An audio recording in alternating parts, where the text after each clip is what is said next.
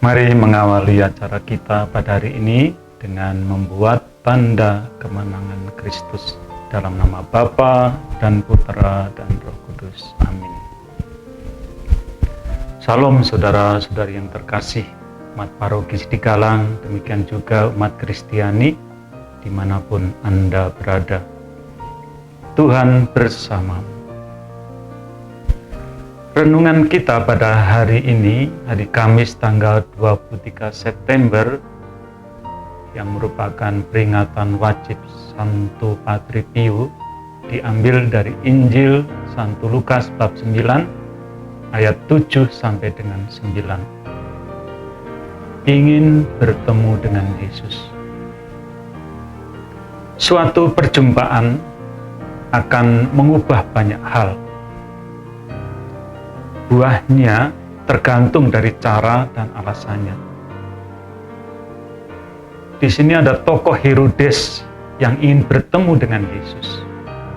Karena Yesus dianggap sosok dari Yohanes Pembaptis yang telah bangkit dari kematian.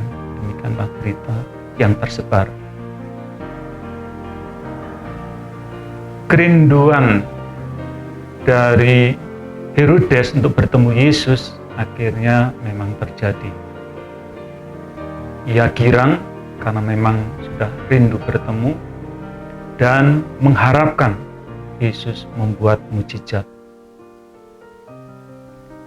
Ia mengajukan banyak pertanyaan, tetapi Yesus diam saja. Sebagai balasannya, ia dan pasukannya kemudian menista dan menghina dia. Dari Lukas 23 ayat 8 sampai 11. Yesus diam ketika ditanya oleh Herodes, mengapa? Karena rupanya bagi Yesus, Herodes sesungguhnya serigala. Demikianlah diungkapkan dalam Lukas 13 ayat 32. Ya, Herodes memang serigala. Ia membunuh semua anak Bethlehem. Matius 2:16. Tetapi di hadapan Yohanes Pembaptis, Herodes ada rasa segan karena ia melihat Yohanes itu orang benar dan suci, jadi ia melindunginya. Hatinya selalu terombang-ambing setiap mendengar warta Yohanes Pembaptis. Dari Markus bab 6 ayat 20. Alasan Herodes bertemu Yesus dapat menjadi contoh, tetapi bukan contoh yang baik. Dan tampak pada buahnya. Contoh yang baik adalah perjumpaan Nikodemus dengan Yesus. Kita lihat waktunya pun dipilih pada malam hari saat tenang dan sunyi. Nikodemus pun bertanya dengan jujur dan membuka hati, dan buahnya ia memperoleh pencerahan yang luar biasa tentang rahasia kehidupan.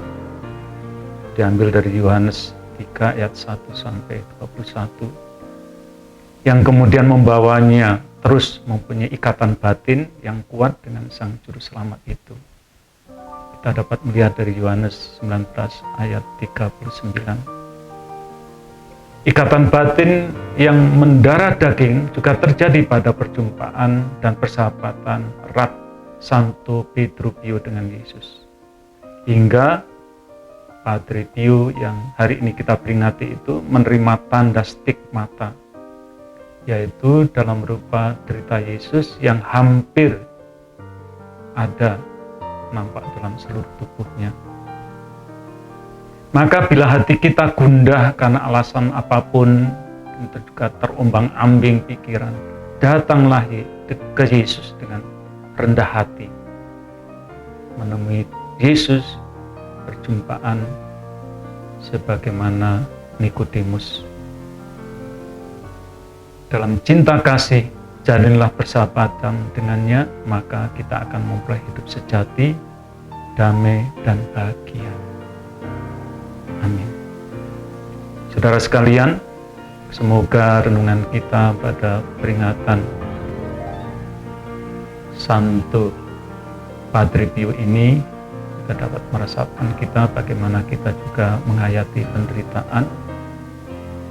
Lihatlah salib Yesus, maka kita akan dapat merenungkan semua peristiwa hidup kita bersama Yesus dengan hati yang tabah. Amin.